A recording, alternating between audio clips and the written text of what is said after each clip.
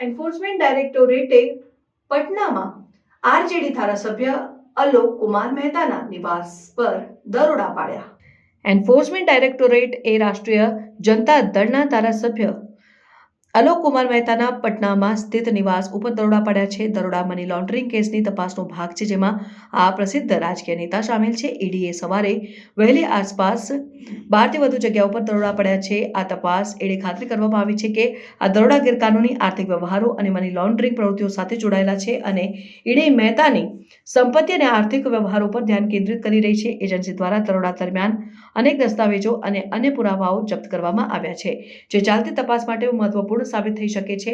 આલોક કુમાર મહેતા, જેમણે બિહારની રાજનીતિમાં મહત્વપૂર્ણ સ્થાન પ્રાપ્ત કર્યું છે, તાજેતરમાં તપાસ એજન્સીઓના રેડાર પર હતા અને ઈડીની કાર્યવાહી એક વિસ્તૃત ક્રેકડાઉનનો ભાગ છે, જે આ ક્ષેત્રમાં મની લોન્ડરિંગને પગલાં લઈને કરવામાં આવી રહી છે।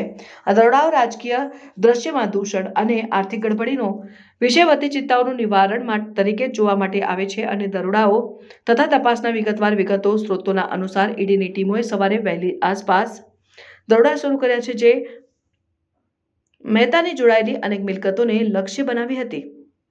તપાસ પ્રવૃત્તિમાં રહેણાંક મકાનો, વ્યાવસાયિક સ્થળો અને એમએલએ સાથે જોડાયેલી અન્ય જગ્યાઓનો સમાવેશ થાય છે।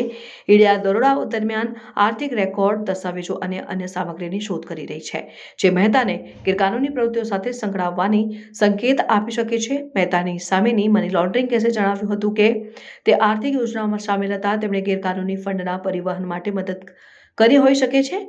અધિકારીઓ મહેતાની આર્થિક વ્યવહારો અને તેની સાથે જોડાયેલા વિશાળ રાજકીય નેટવર્ક વચ્ચેના સંલગ્નતાઓને પણ તપાસી રહ્યા છે।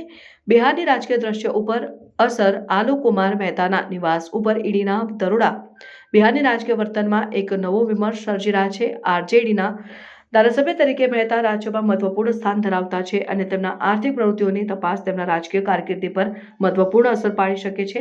ચાલતી તપાસ રાજકીય ચર્ચાઓને પ્રેરણા આપશે, ખાસ કરીને રાજ્યમાં દૂષણ અને આર્થિક અનિયમિતતાઓ સામેની લડાઈને ધ્યાનમાં રાખીને। ઈડીનો મહેતાના ઉપર ધ્યાન કેન્દ્રિત કરવો એ એજન્સીઓની વધતી જાગૃતતાનો પ્રતિબિંબ છે, જે દૂષણ અને ગેરકાનૂની આર્થિક વ્યવહારો પર કાબૂ મેળવવા માટે પ્રયાસ કરી રહી છે। તપાસ આગળ વધતા જ દેશવ્યાપી રાજકીય દાન અને આર્થિક વ્યવસ્થાપન પર વધુ પારદર્શિતા માટે અવાજ ઉઠાવવામાં આવી રહ્યો છે।